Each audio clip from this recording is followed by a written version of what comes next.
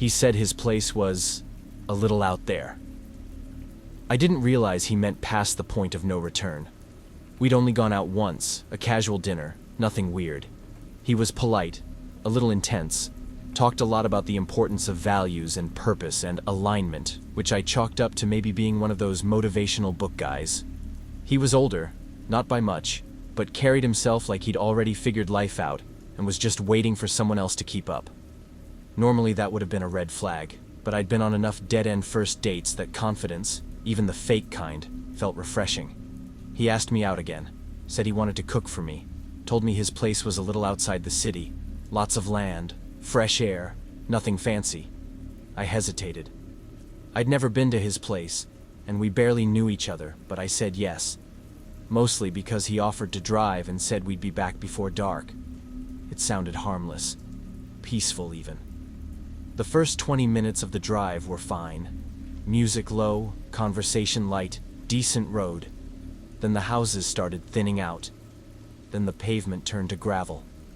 Then we passed a sign that read, "No trespassing. Private property.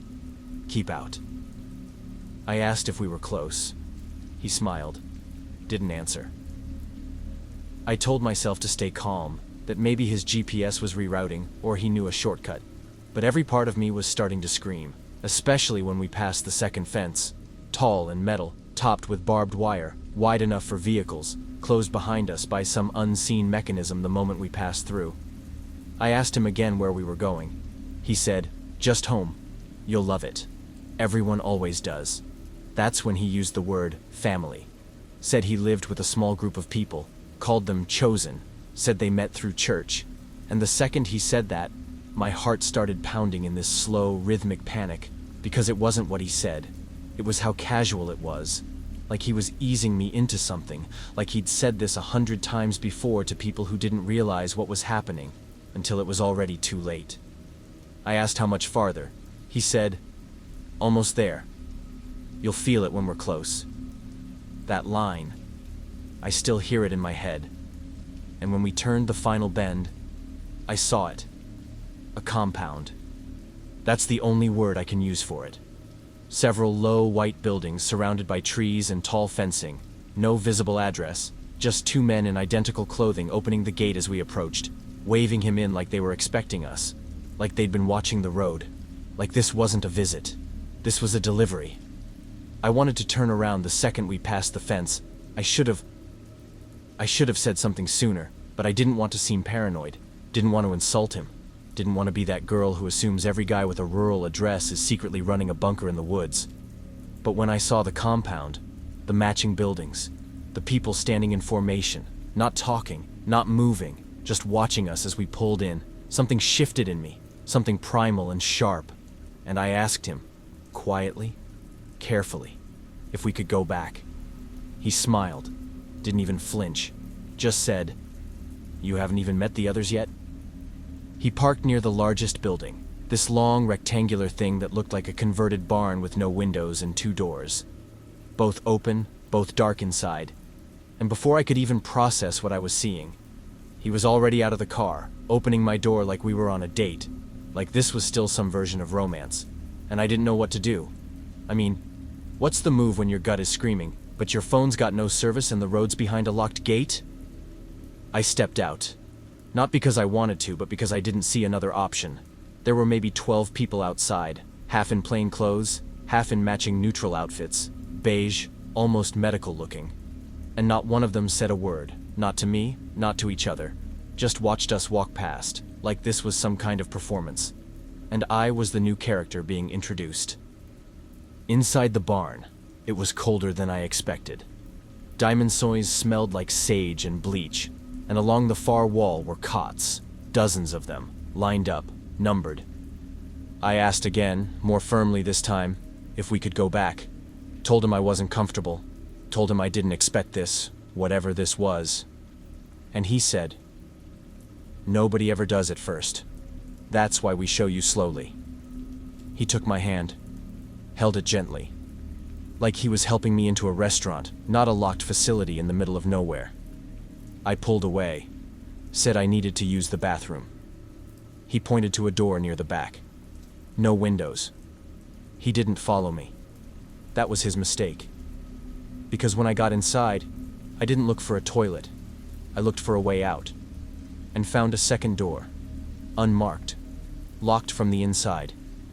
But the lock was old, weak, and I had a hairpin in my bag, one of those thick ones I always carry, not because I ever really wear my hair up, but because you never know when you'll need something sharp and stubborn to get you out of something worse. It popped open, led to a narrow stairwell, and I ran. I don't know how far I got before someone realized I was missing, but I heard footsteps, fast and close, echoing behind me, shouts that didn't sound angry, just surprised, like they didn't expect me to try, like most people. Didn't. But I made it out. Climbed a fence, tore my hand open on the barbed wire, ran barefoot through the trees until I found a road, flagged down a truck, didn't stop shaking for hours. The cops told me the compound was on their radar, said it wasn't the first time someone had escaped from that area, but no one ever had enough evidence, no one ever filed charges, because technically, nothing illegal had happened. They never touched me, never locked the barn, never said I couldn't leave, and that's what made it worse. It wasn't a prison. It was a place where people chose to stay, where they were convinced they finally understood, finally loved. And I would have been next. If I'd stayed one more hour, if I'd met the others, if I'd smiled, just once, in return. She said he was quirky. I didn't realize she meant dangerously detached from reality. See, this blind date was a setup. Not in the criminal sense, more like the, you've been single too long and I'm sick of hearing you complain sense, which is worse in its own way, because it always comes from someone you trust, someone who swears this time it's different. This one is normal, funny, grounded, maybe a little quirky, but in a good way. She said his name was Ryan, worked in design, liked vinyl and volunteering, had one of those ironic mustaches that people in coffee shops always seem to have. But she promised me he was sweet, that I'd like him, that he had main character energy. Her words, not mine. So I said yes.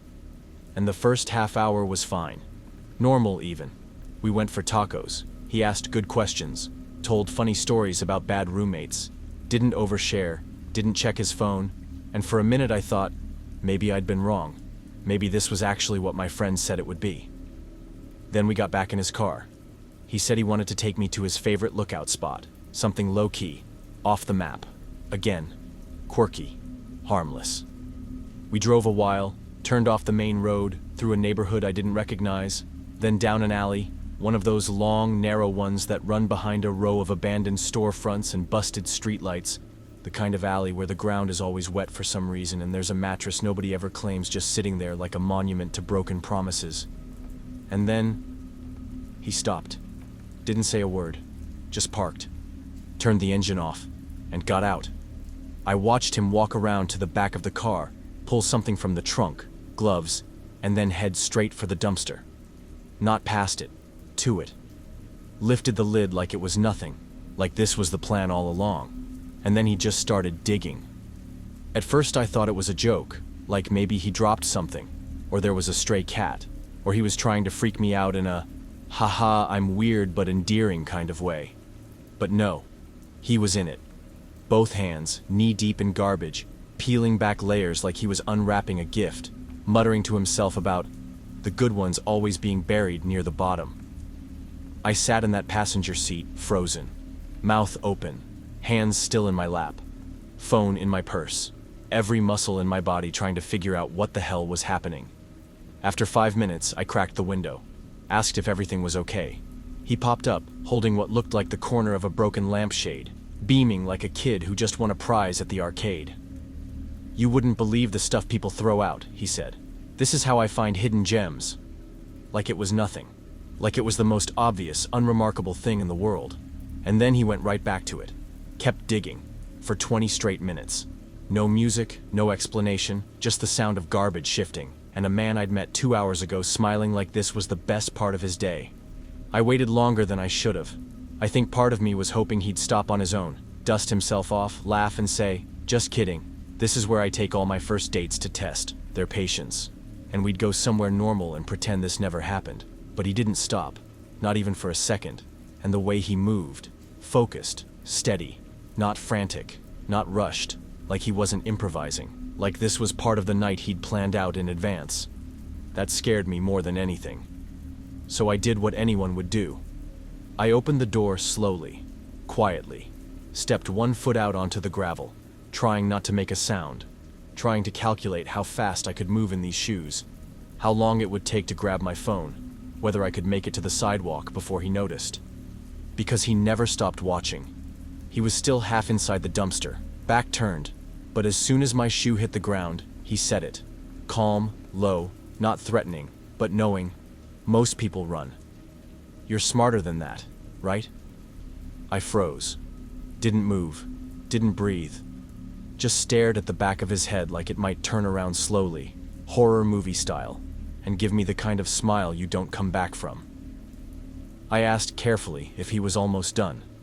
He laughed, tossed something metal behind him without even looking. You can leave if you want. I won't stop you, but you should know. Leaving now means you missed the point. I asked what point, and he turned around.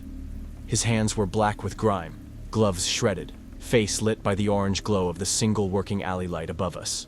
This is real, not your little apps, not your curated coffee dates.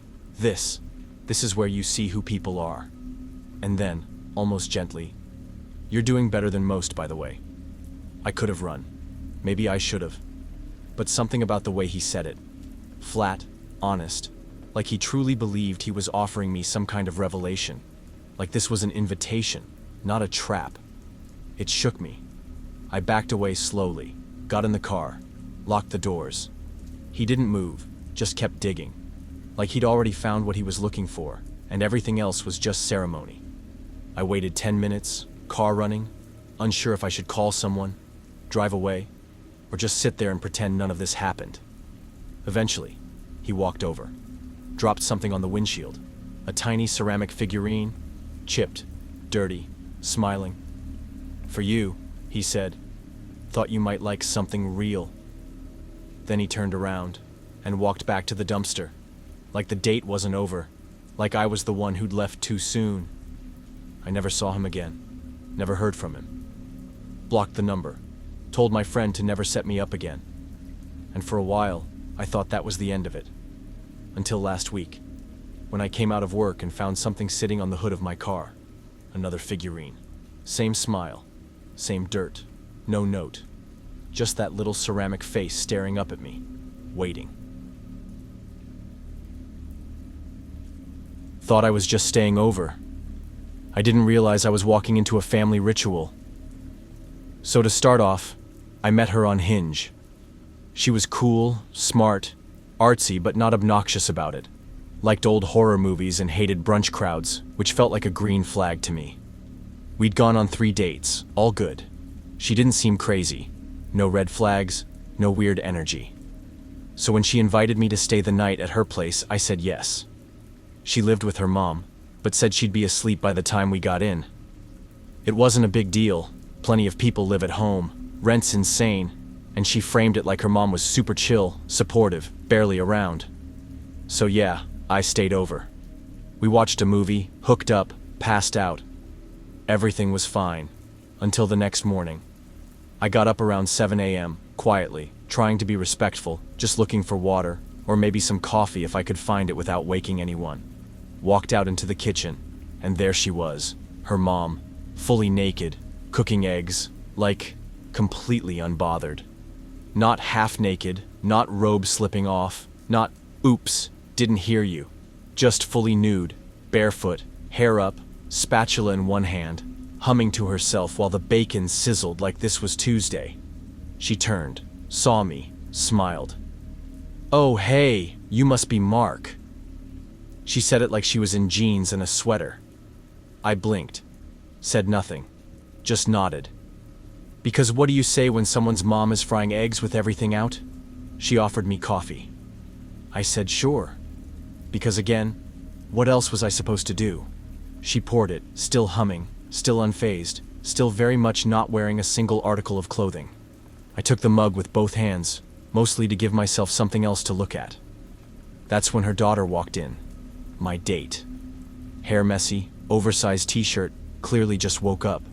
She saw us, me, wide-eyed, her mom, still in full breakfast goddess mode, and she didn't even flinch. Didn't say, "Oh my God, Mom, put on a towel." Didn't laugh. Didn't even make a face. She just said, "Hey, did she offer you eggs? She makes really good eggs." I nodded. Of course she did.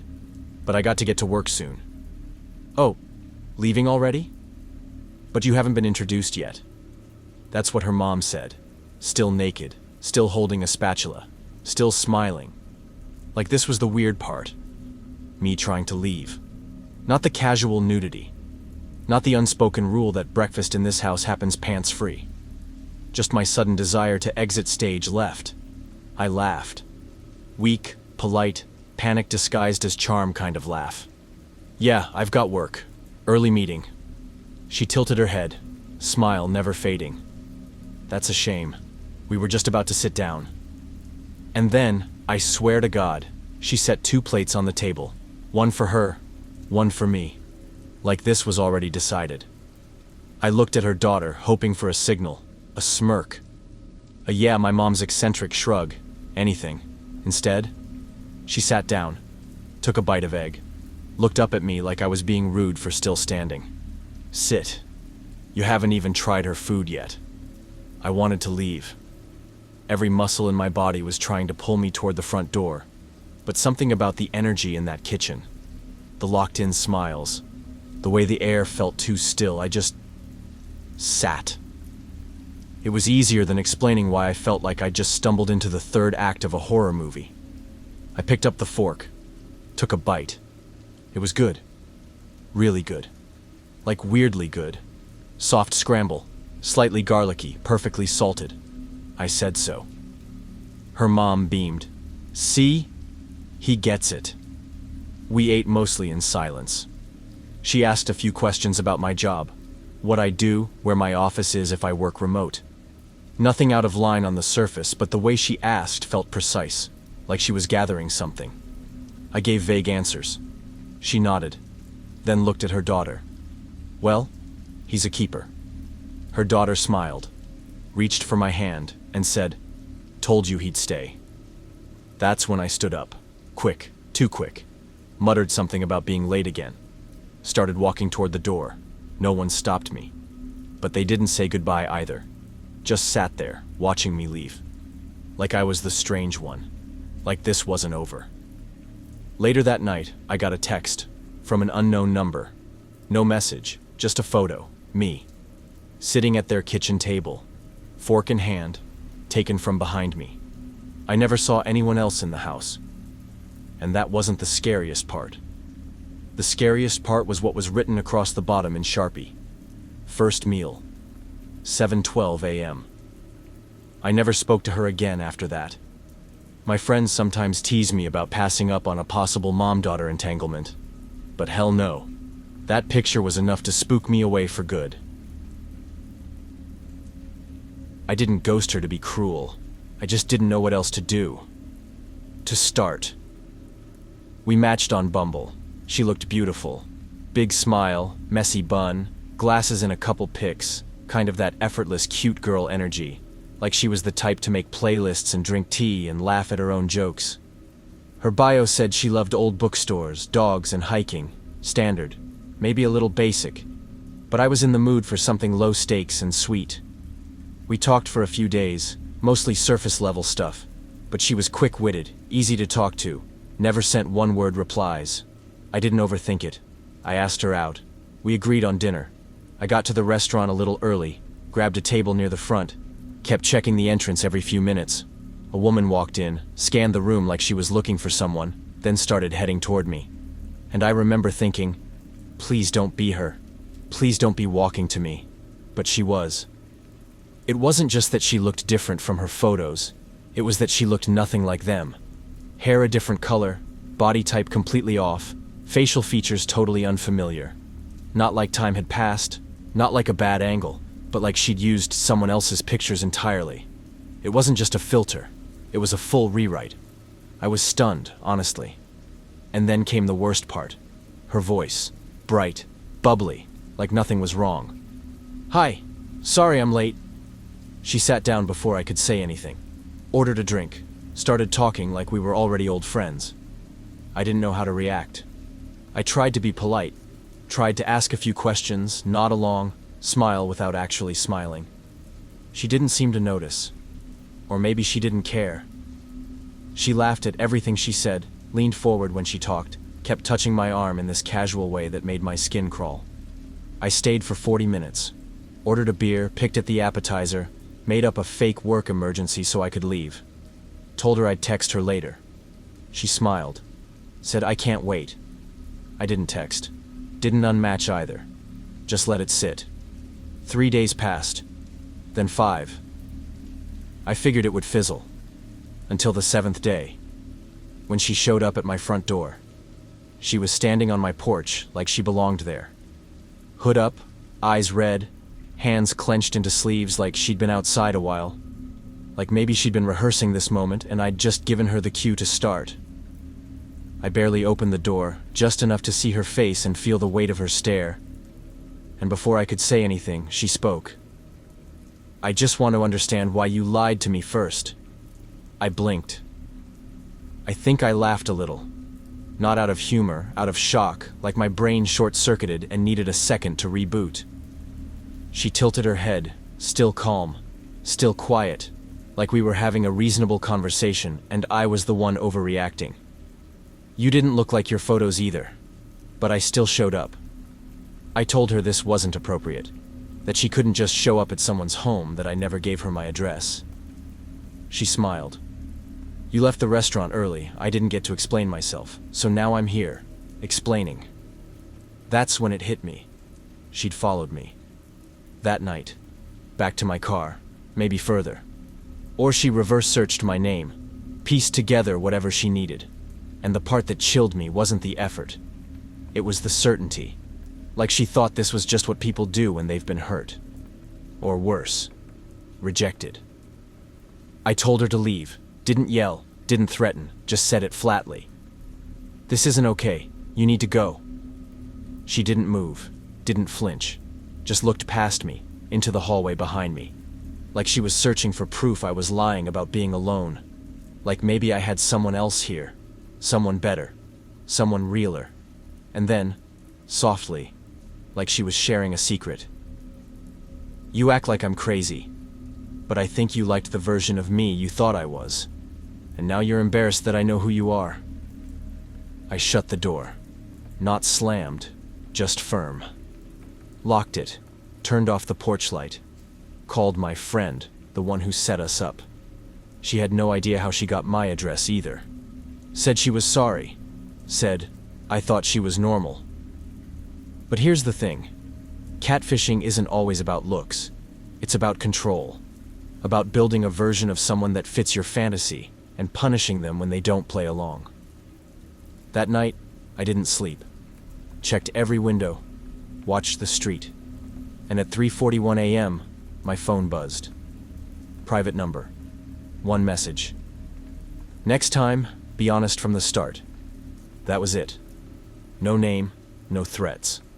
Just a reminder that even if I closed the app, unmatched, deleted, blocked, she still existed, somewhere close enough to watch, close enough to wait. It started off like most matches do. Light flirting, decent banter, a couple shared Spotify artists, enough overlap to feel promising, enough mystery to keep me interested. Her name was Leah. She had a quiet smile in her photos, the kind that makes you lean in a little. Her profile said she was a reader, a night owl, big on emotional intelligence. Which, in hindsight, should have been a hint. But I wasn't looking for red flags. I was just looking for a connection. And at first, it felt like I found one. She was responsive, funny in this very specific, reference-heavy kind of way. Sent full paragraphs, used punctuation. Small things, but when you've been dating online long enough, they stand out. I told a friend she felt different. Calmer. Grounded. Like she actually knew what she wanted. By day 2, we were texting every few hours. She'd wake me up with a good morning message, check in before bed, send voice notes during lunch. I liked it. I liked her. Then, day 3 hit. And something shifted. It started with a long text. No greeting, no transition. Just a stream of consciousness monologue about her ex, about a miscarriage, about her history with emotional neglect, and how hard it is to be enough for people. It came out of nowhere, and I remember staring at my screen, heart sinking, not because I was judging her, but because I realized I had no idea what to say.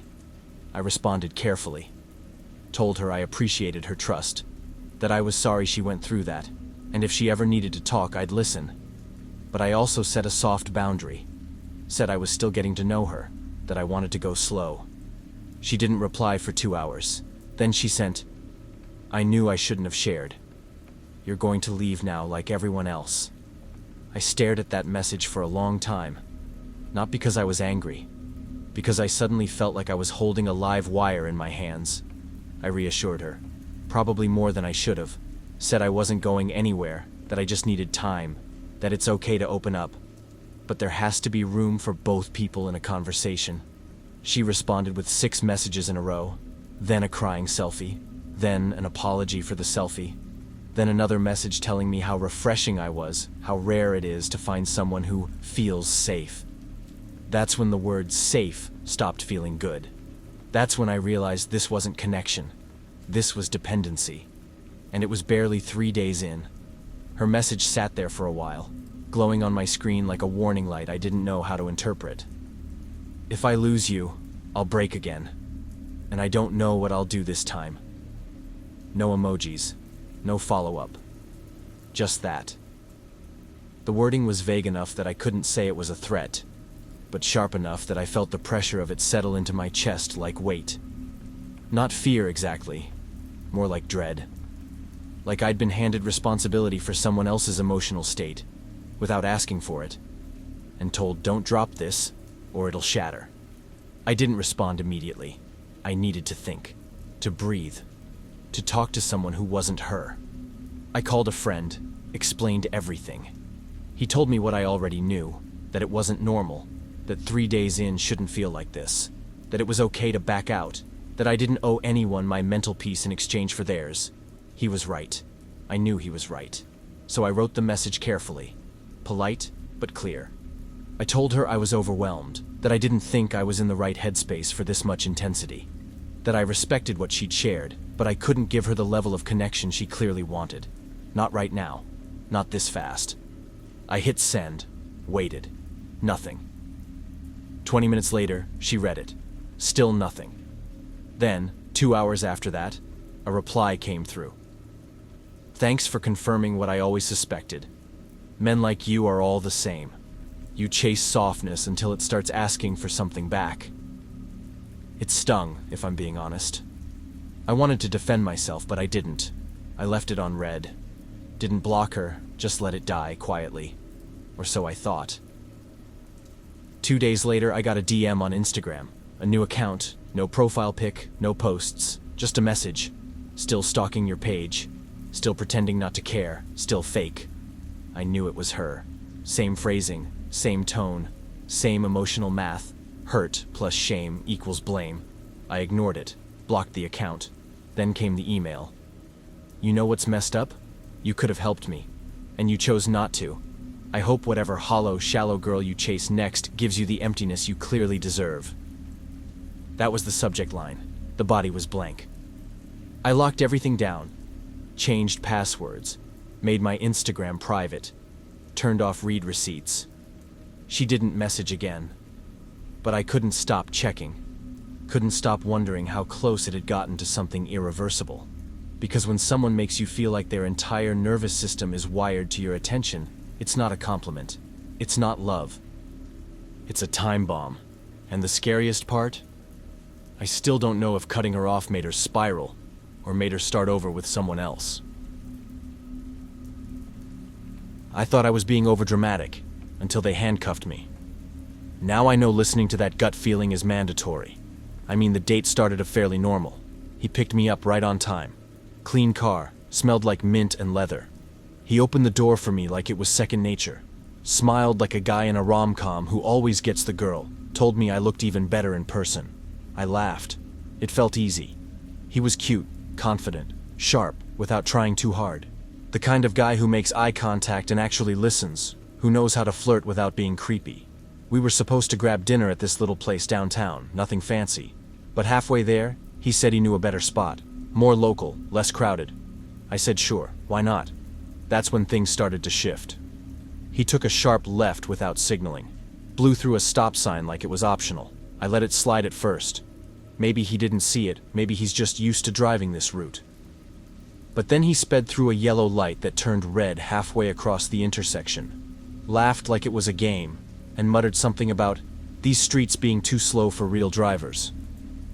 I laughed, but it was thin. My stomach was tight, my hands were clenched, and the way he drove, too fast, too casual, like rules didn't apply to him. It wasn't thrilling, it was off.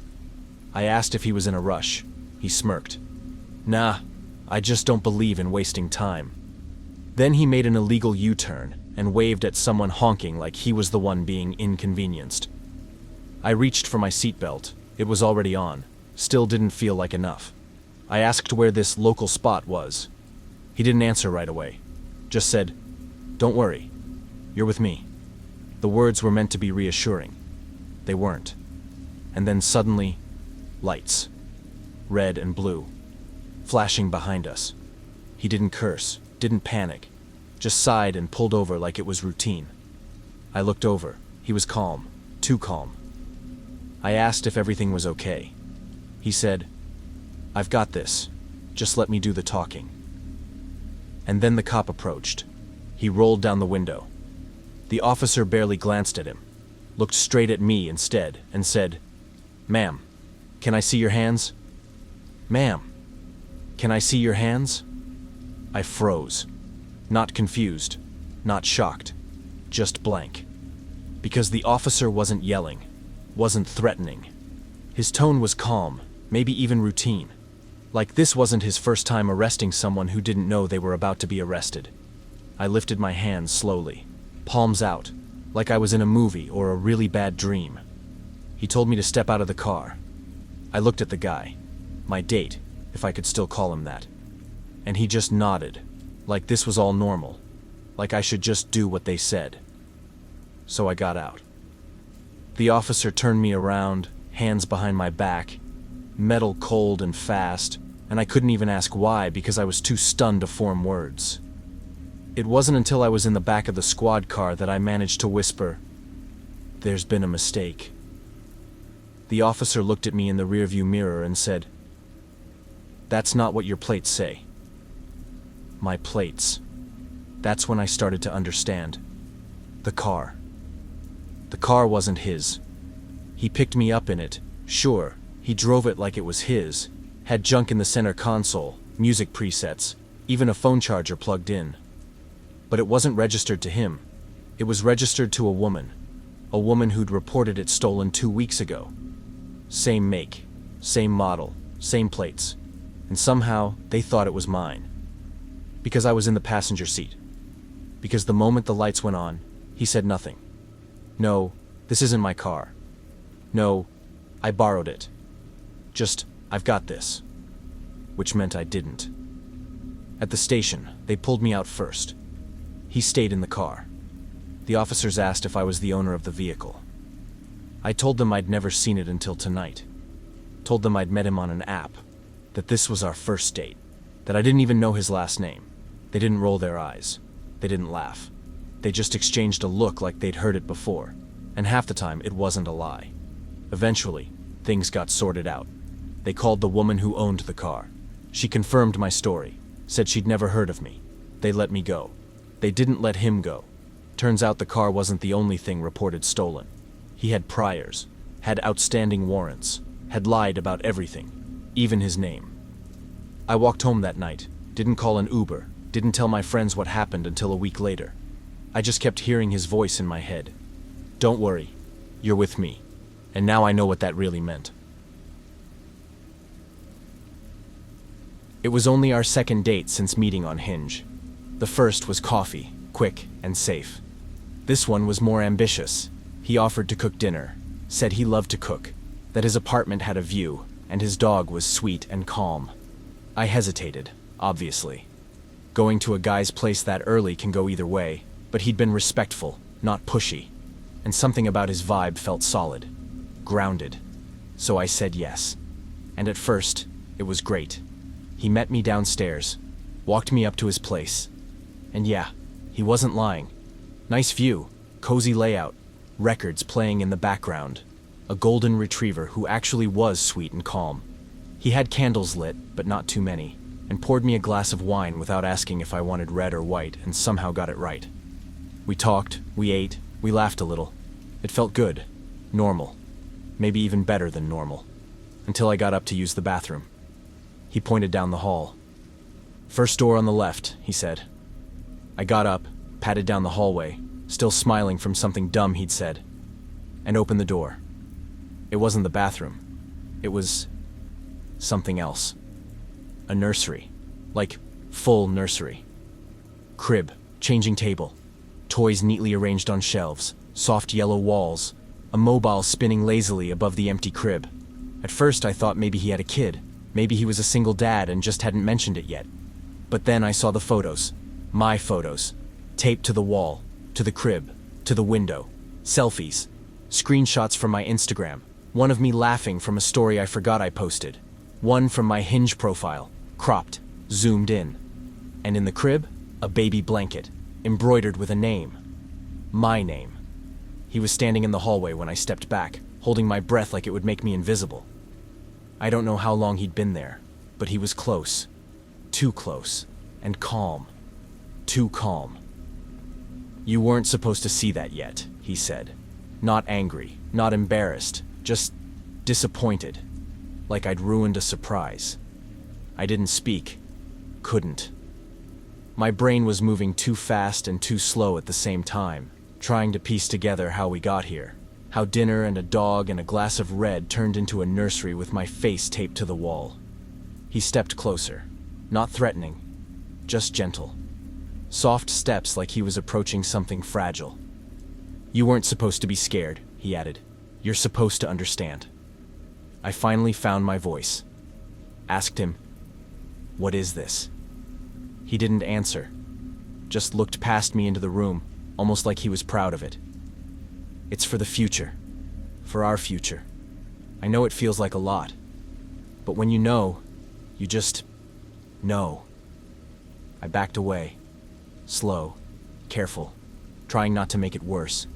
Told him I needed a second, needed some air, that I just wasn't ready for this. He tilted his head, like he was studying me, like I was a puzzle piece that didn't fit the way he expected. Then he smiled again. "You'll come around." I don't remember leaving. I don't remember what I said, if I said anything at all. Just that my legs were moving and my fingers found my keys, and the front door opened and the dog didn't bark, and the hallway felt way too quiet for how loud my thoughts were. I got in my car, drove, blocked his number before I hit the freeway, reported the profile, filed a police report that same night. They said they'd look into it, which is code for nothing happens unless something worse does. The account was gone the next day. Not unmatched, gone. But someone made a new one a week later. Same smile, different name, same city, and I knew it was him. Because the first message said, "I'm ready when you are." The room's still perfect.